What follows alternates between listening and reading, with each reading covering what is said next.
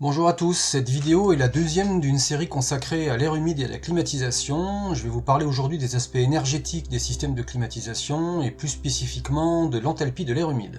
Alors un très court rappel pour commencer à propos de la climatisation.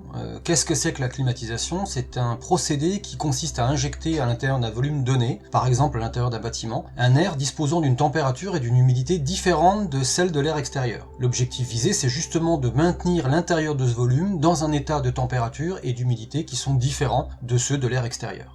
Le système utilisé pour climatiser est généralement appelé une centrale de traitement d'air, qu'on résume généralement par l'acronyme CTA, et en anglais on parle généralement de Air Handling Unit, donc AHU, correspond exactement à la traduction de CTA. Donc dans le schéma que vous voyez ici, l'air extérieur qui se trouve à une température notée θ0 et une humidité relative qui est notée φ0 va être aspiré de l'extérieur, il va être traité à l'intérieur de la CTA, qui veut dire en pratique qu'il peut être chauffé, refroidi, humidifié ou déshumidifié en fonction de la saison. Et puis cet air va être injecté dans le volume à climatiser depuis un emplacement particulier qu'on appelle généralement point de soufflage. Donc c'est le point par lequel l'air entre à l'intérieur du volume. Une fois que cet air a circulé à l'intérieur du volume et qu'il l'a climatisé, du coup il est repris à un endroit qu'on appelle justement le point de reprise. La différence de température entre l'intérieur et l'extérieur du bâtiment fait naître un flux de chaleur qu'on appelle généralement charge sensible, donc j'ai noté ici Q.S. Les pressions de vapeur d'eau dans l'air qui sont différentes à l'intérieur et à l'extérieur du volume donnent aussi naissance à un débit d'eau, donc qui peut être dans un sens ou dans l'autre, et généralement ce débit d'eau est représenté sous forme de puissance par un flux qu'on appelle la charge latente du bâtiment, que j'ai noté ici Q.L. En hiver, la charge sensible du bâtiment elle est généralement négative parce que le flux de chaleur est perdu de l'intérieur vers l'extérieur, étant donné que la différence de température est dans ce sens-là, il fait plus chaud à l'intérieur qu'à l'extérieur. Alors qu'en été, en règle générale, la charge sensible elle est positive parce que la chaleur vient de l'extérieur, la température extérieure étant supérieure à la température intérieure. Si on détaille très rapidement les expressions de ces deux échanges, on peut tout d'abord exprimer le flux de chaleur échangé, c'est-à-dire la charge sensible, comme le rapport de la différence de température entre l'intérieur et l'extérieur du volume, sur la résistance thermique des parois qui séparent ce volume de l'extérieur. On voit alors très bien que pour un bâtiment, par exemple, on aura tout intérêt à augmenter autant que possible cette résistance thermique, afin de diminuer le flux perdu pour une différence de température donnée entre l'intérieur et l'extérieur du bâtiment. A noter que la valeur de cette résistance thermique est dépendante aussi du contenu en eau des murs, alors sauf évidemment si vous habitez dans un bateau ou dans un sous-marin, et c'est pour cette raison que les habitations trop humides sont généralement très gourmandes en chauffage. Quant à la charge latente du bâtiment, c'est tout simplement le débit d'eau échangé entre l'intérieur et l'extérieur du bâtiment, donc dans un sens ou dans l'autre en fonction des humidités de l'air à l'intérieur et à l'extérieur, sauf qu'on l'exprime sous forme de puissance. Et du coup, par convention, cette puissance-là, c'est celle qui est nécessaire pour évaporer ce débit d'eau échangé. Donc on multiplie en fait le débit en question par l'enthalpie de vaporisation de l'eau, qu'on note généralement grand L petit v, c'est la notation standard utilisée en air humide, le grand L signifiant généralement, renvoyant à la nature latente de l'énergie en question. Alors, abordons maintenant le cœur du sujet de cette vidéo. Nous avons vu que les applications de climatisation concernent par définition des systèmes ouverts, au sens thermodynamique du terme, c'est-à-dire des systèmes qui échangent de la matière, en l'occurrence de l'air humide, avec leur milieu extérieur. Ces échanges n'impliquent que du gaz, c'est-à-dire un fluide léger dont on va pouvoir négliger le poids, et se font généralement à très basse vitesse pour des raisons de confort acoustique. Du coup, l'énergie d'un tel fluide est en fait limitée à son enthalpie.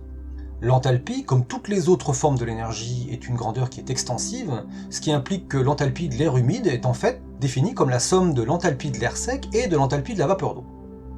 Alors tout comme l'humidité spécifique qu'on avait vu dans une précédente vidéo, et exactement pour les mêmes raisons, qui sont liées à la modélisation des systèmes de climatisation, l'enthalpie spécifique de l'air humide, elle est en fait spécifique à la seule quantité d'air sec qui compose cet air humide, et pas à la totalité de l'air. Cette enthalpie spécifique s'exprime alors comme la somme de celle de l'air sec et du produit de l'enthalpie de l'air humide par l'humidité spécifique.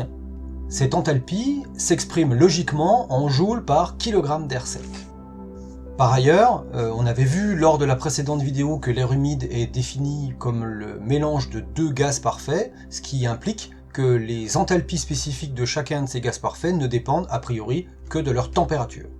Pour bien comprendre comment on définit l'enthalpie de l'air humide et pourquoi on la définit de cette manière, on peut reprendre l'exemple du procédé d'humidification ou de déshumidification qu'on a déjà évoqué dans la vidéo précédente.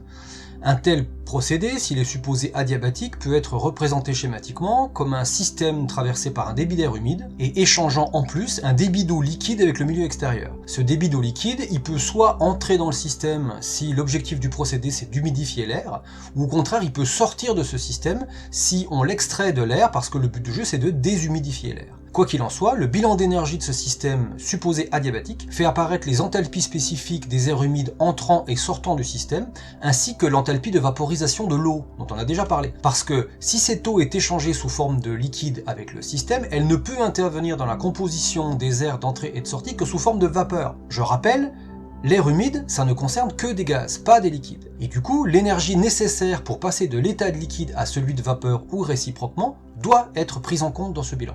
Tout compte fait, on arrive donc à une définition de l'enthalpie de l'air humide qui est supposée constante au travers de toute transformation adiabatique, ça c'est un peu sa définition, et qui fait explicitement intervenir l'enthalpie de vaporisation élevée.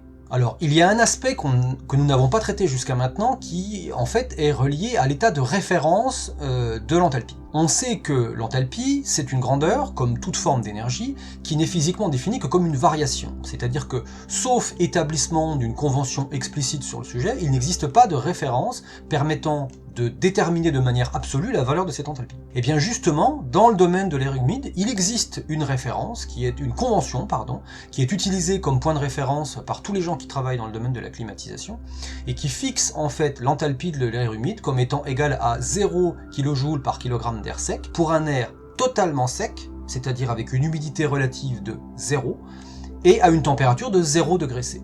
Donc c'est cette valeur-là, cette référence-là qu'on utilisera dans la suite pour fixer le zéro de l'enthalpie. À partir de la définition précédente de l'enthalpie de l'air humide, de la définition du point de référence que nous venons de voir, et de l'hypothèse sur les gammes de températures relativement réduites qui concernent les systèmes de climatisation, on peut montrer très facilement que l'enthalpie de l'air humide ne dépend que de deux variables, qui sont la température de l'air et son humidité spécifique, et qu'elles ne dépendent que de trois propriétés thermophysiques, qui sont les deux capacité thermique massique à pression constante de l'air sec et de la vapeur d'eau, ainsi, comme nous venons de le voir, de l'enthalpie de vaporisation de l'eau qui est prise à la température de référence de 0 degré C. À partir de là, on peut déterminer les valeurs moyennes des capacités thermiques à pression constante de chacun des composants, qui aboutissent à une erreur minimale par rapport au calcul complet de l'enthalpie. Donc par calcul complet, c'est le calcul qui implique le calcul des intégrales. Et on obtient les valeurs suivantes, donc ça c'est les valeurs qui sont très couramment trouvées dans les livres français ou les livres francophones. À noter que si on jette un coup d'œil à des ouvrages américains, notamment ceux qui se basent sur les standards qui sont proposés par l'ASHRAE, donc j'ai déjà parlé de l'ASHRAE dans une précédente vidéo, on aboutit à des valeurs qui sont très légèrement différentes pour le CP, notamment pour le CP de la vapeur, qui dans ces cas-là sera plutôt proche de 1,83, 1,84 kJ par kilogramme, ça ne change pas énormément de choses. Et puis on verra par la suite que les variations d'enthalpie de l'air humide qui sont liées à des variations de température donnent naissance à ce qu'on appelle des effets sensibles, évidemment, hein. La chaleur sensible c'est celle qu'on mesure, donc c'est celle qui est liée à une variation de température, alors que si ces variations d'enthalpie sont en fait liées à des variations de contenu en eau, donc des variations d'humidité spécifiques, alors les effets correspondants sont des effets dits latents. Alors, indépendamment des aspects strictement énergétiques liés à l'air humide, l'enthalpie de l'air humide nous permet aussi de mettre en évidence certains phénomènes physiques très spécifiques, caractérisés par des températures. Donc c'est des températures qui sont très spécifiques à l'air humide. Pour mettre en évidence la première, on peut reprendre notre processus d'humidification, qu'on suppose toujours adiabatique.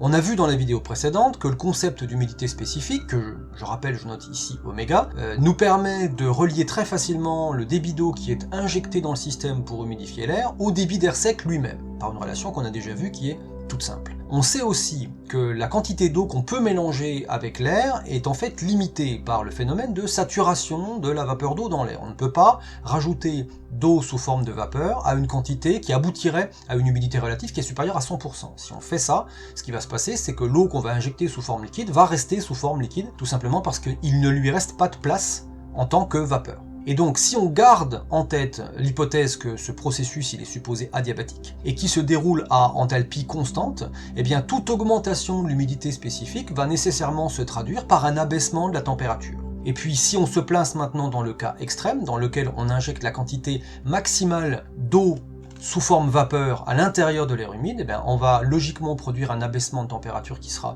maximal, et du coup on va refroidir jusqu'à un niveau le plus bas possible de température, et on va atteindre une température qu'on appelle la température de saturation adiabatique. Alors cet effet-là, cet effet physique, c'est celui qui explique pourquoi est-ce qu'on utilise par exemple en été des brumisateurs pour abaisser localement la température de l'air, donc ici par exemple pour conserver des légumes, pour arriver à maintenir le plus longtemps dans des bonnes conditions de conservation.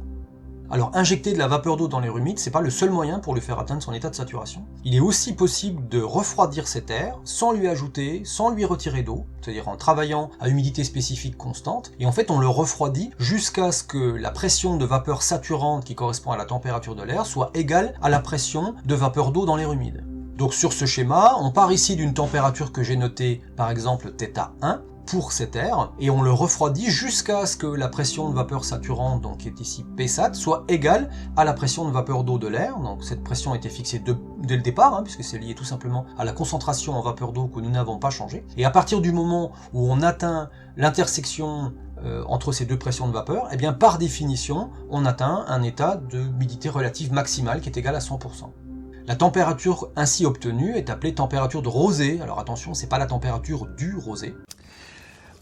C'est en effet la température qui correspond à l'apparition de gouttelettes d'eau à la surface de végétaux, par exemple, lorsque l'air n'est pas trop humide et que la température au niveau du sol est très basse. Donc c'est vraiment ce qui correspond au phénomène physique de rosée. Alors à noter que si cette température-là est inférieure à 0 degré, donc à la température de solidification de l'eau à pression atmosphérique, c'est plus des gouttelettes d'eau qui se forment à la surface des végétaux, par exemple, mais des cristaux de glace. Et du coup, ça n'est plus de la rosée dont on parle, mais on parle de givre. La température de rosée, c'est ainsi la température minimale atteinte par de l'air humide que l'on refroidit jusqu'à ce qu'il atteigne un état de saturation correspondant à une humidité relative de 100%. Donc si je dois résumer en quelques mots ce que nous avons vu dans cette vidéo, on peut déjà dire que l'énergie transportée par l'air humide elle est représentée par son enthalpie spécifique, et tout comme pour l'humidité, elle est spécifique à l'air sec seulement. Toute transformation adiabatique de l'air humide se traduit par définition par une valeur constante de cette enthalpie spécifique. Une telle transformation adiabatique peut par exemple correspondre à une humidification par injection de gouttelettes d'eau liquide, comme dans un brumisateur, et la chute de température ainsi produite, parce qu'on produit la chute de température parce qu'en fait la chaleur latente qui est consommée par l'évaporation de l'eau, elle est payée par la chaleur sensible de l'air, et bien cet abaissement de température peut amener à une température minimale qui correspond à la température de saturation adiabatique. Enfin, il est aussi possible d'atteindre cet état de saturation sans ajouter de vapeur d'eau à l'air, mais tout simplement en refroidissant jusqu'à ce que la pression de vapeur saturante de l'air soit égale à la pression de vapeur d'eau dans cet air. Et on atteint alors ce qu'on appelle la température de rosée. Voilà, j'en ai fini pour cette vidéo, j'espère qu'elle vous a plu et je vous dis à bientôt.